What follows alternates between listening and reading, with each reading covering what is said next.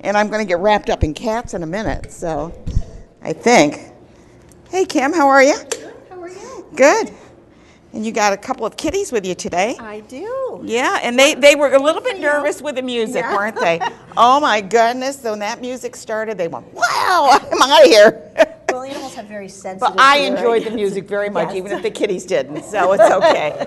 Uh-oh, we just blew a fuse. Okay, good. Let's talk about the kitties. What kind of kitties? Who are the kitties? These are two sisters Okay. that came in, and there's actually a third one back at the shelter. Okay. And it's Apricot and Azaria. And it's kind of unusual to have kittens in the winter because animals tend to have their young in the spring, in the warm months. That's nature's way. But we do still get, some random litter. So this is one that has come in. And they're currently up for adoption. And we have light. And we have light. Good. Let there be light.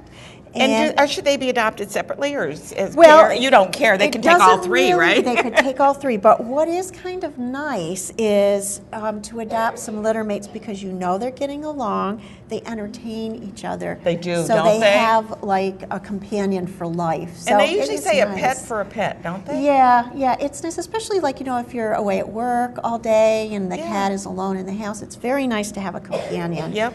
Somebody to play with. I know I have two siblings and Well, they get and I along have great. a couple of cats. At one time, I had two cats and a dog. And, when I left them in the house, I knew, they were going to get along. And you come home and they'd be all laying on the bed together, right? All cuddled up together. Right. But these are beautiful little kitties. Yes, now, are. what does when adopting a kitty like this, what should you know? Well, we come in and we talk to you, we counsel you. It's not like a lot of people think going into a shelter is just like going to a store and purchasing one. Off the shelf. And we say, no, you adopt it. So we talk to you about your lifestyle, about if you've had an animal before. Mm-hmm. And if you haven't, that's okay. We'll kind of talk to you about what their needs are. And if it matches your lifestyle, that's an important thing because... Cats are so easy, though. Cats are easy, but there's still a commitment. They're a responsibility. They can live easily up to 20 years. So it's something that you kind of have to look down the road to and see, well, where am I going to be in 20 years? Right. Because we see so many animals coming back because people are moving. They have no time for, that kind of thing. So the cats are easy because I've gone away, for a few days, and you can leave cats alone for a few days, as long as they have food and water, and a litter box and everything. I usually get much easier than dogs. Exactly, they don't have to be walked. And one of the things I think look, this is almost like wearing a coat. Yeah. So one of the things is you want to make sure that you don't let them loose because this would just be the right meal for a for a coyote. We really counsel people. Of course, we can't go home and follow you and see how you treat your animals, but you shouldn't let them out. It's a dangerous world out there.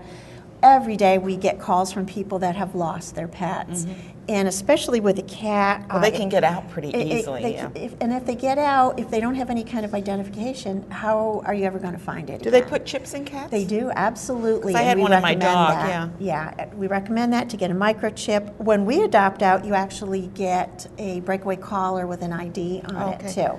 So it really helps. Look at that cat. Boy, he's just like posing. I know it. But absolutely, you need some kind of ID on your cats or your dogs because that's their ticket home.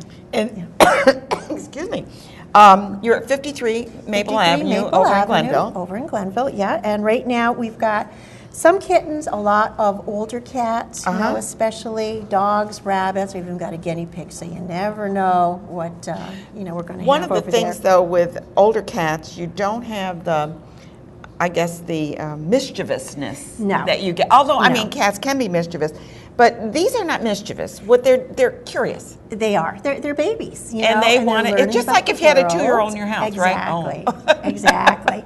And so that's one of the things. Everyone's attracted to kittens, of course, because they're so cute. How can you resist it? But they grow up. But they grow up. And if somebody asks specifically for a certain personality type, like, gee, I want a lab cat, I want a nice quiet one, we can direct you with an adult. With these, you don't know. Who knows what you're going to get. And you do get some cats that are, I might call indifferent. Yes. They're kind of have like, all different kinds of personalities. they just don't want to be be bothered with you. And then there's some that are just so affectionate. And want to be wherever you are Right, and sitting right. under you and over you and on the paper when you're reading it, you know. Exactly, and they're all different. They really are. Exactly. How did your You know? jewelry sale go? The jewelry sale went very good, and we thank everybody that came out and supported us or donated their jewelry. Another successful year. And I do want to mention another program we've got coming up, Sure. because this actually was because of you, Ann. I met the great folks from Haven Right. a few of your shows They ago. adopted a kitty? And they adopted a cat. And we got together, and we're actually putting together a nice program that I think a lot of your viewers might be interested in. And it's about people that have lost pets and that are grieving losing that. a member of the family. Exactly. So on March 6th, which is coming up, it's on a Wednesday evening at 7 o'clock at Haven. You can go over there, and we're going to have a group talking about, you know, the grief that you go through when you lose a pet, and just kind of like a support group, which is much needed in this area. We get a lot of people calling and asking if there's anything like that. Absolutely. So we're really proud to, you know, be in conjunction with them. Well, and especially if you offering mentioned us. this cat could live 20 years, and well, you'd just be adorable after 20 years, I can tell. But they live 20 years. I mean, and you lose it. It's 20 years of your of a companion It's that you've tough. lost. You know? Exactly. So, but this one is adorable, and just looking over at that band, saying, "Please don't start until I get in my cage." Well, you know, it's just they're kind of not quite as. The stimulation isn't, they've not been in a home where there's radio and It's TV all new and- to them. They're just babies. Yeah, they're just babies. How old? Yeah. They're about 8 or 9 weeks right now. Okay, good. So you can give them a call. I think I have their number, 374-3944. Got it. And maybe go over there and take a look at what they have there, because they've got a room with all kinds of kitties and cats, and you can actually go in there and figure out which one is best for you.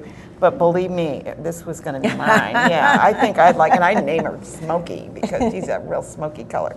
So, Kim, thank you so much for being here today. It's always a pleasure to have you here. And, oh, what a beautiful kitty. Yeah, and I'll let you take this one back.